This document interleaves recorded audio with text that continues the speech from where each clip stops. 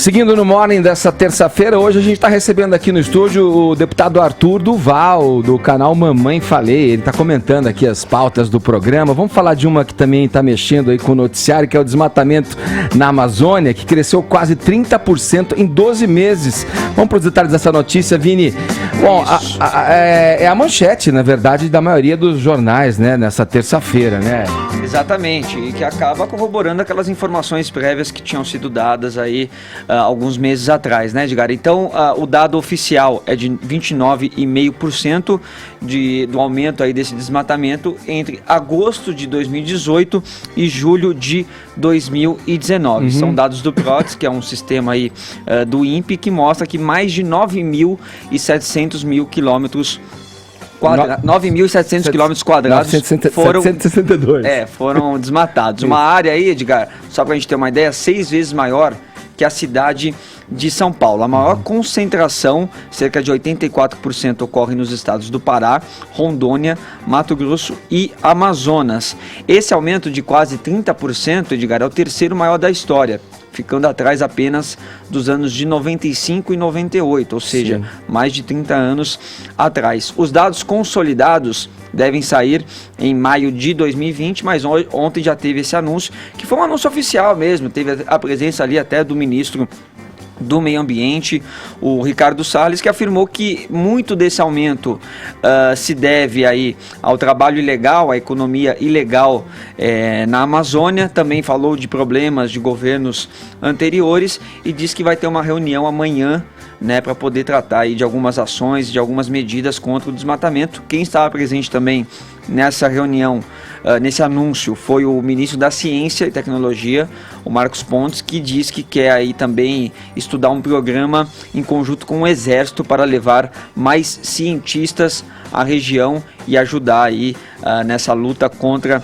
o desmatamento, que é uma pauta, né, Edgar? É uma questão que tem levantado muita polêmica esse ano. Nós tivemos o diretor do INPE, o Ricardo Galvão, sendo demitido justamente por confrontar aí dados oficiais do governo. Teve toda aquela guerra também com Emmanuel Macron, presidente francês, a briga do Bolsonaro com as ONGs também, dele fazendo aquela acusação de que as ONGs estariam também envolvidas aí por trás de todo esse desmatamento.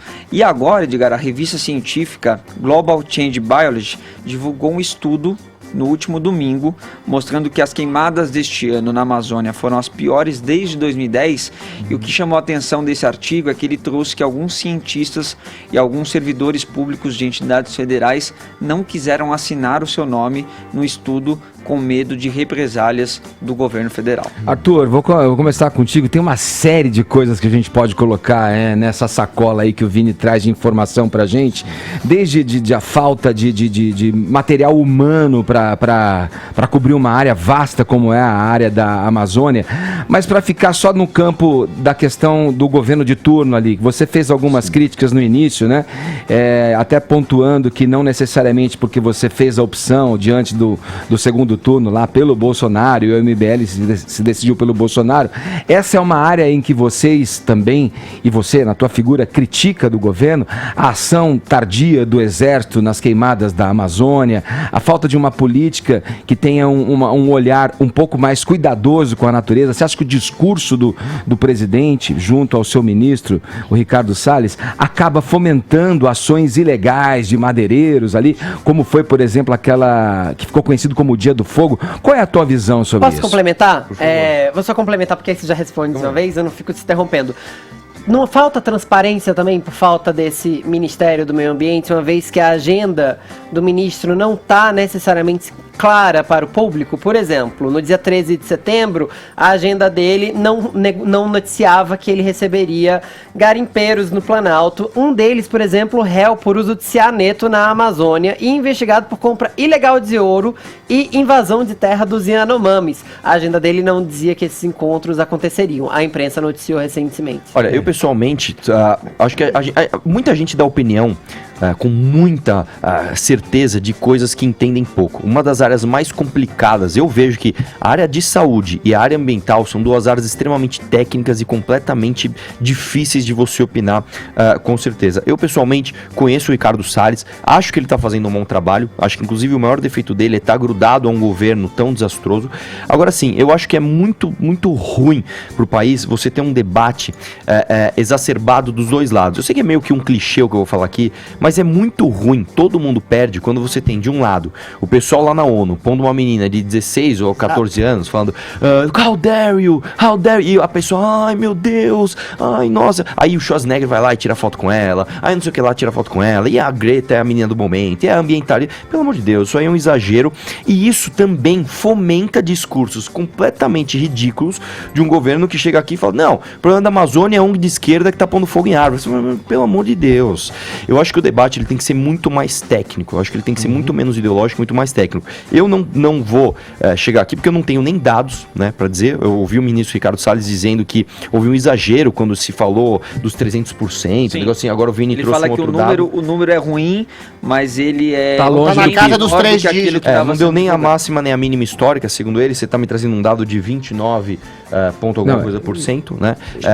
Eu não tenho esses dados. O que eu sei dizer é o seguinte, toda a fiscalização dessas áreas de preservação, ela não é feita somente pelo governo federal, ela é sempre em parceria com os estados e com as polícias estaduais. Então, eu não sei como que funciona a integração hoje do governo do governo federal com os governos estaduais, e sei também que a parte de investigação, por exemplo, você acabou de me falar que o ministro teve uma agenda com um cara que tem, enfim, toda essa parte de investigação, ela é da Polícia Federal, que não necessariamente está ligada ao poder central do governo. Então, mas não desperta desconfiança que ele recebe essas pessoas no Planalto como visita oficial e isso não seja colocado na agenda dele? Olha, eu sinceramente, se está como visita oficial, não desperta suspeita, porque não, senão mas não o cara tá faz por listado debaixo na dos agenda. Era uma visita secreta. Eu não sou advogado dele, não sei o que aconteceu, mas não sei se foi um erro técnico, foi alguém comeu bola, mas assim, uma coisa que eu posso te garantir é que o Ricardo Salles não tá se encontrando com garimpeiro para fazer esquema de grana e colocando isso na agenda oficial. Isso é o tipo de coisa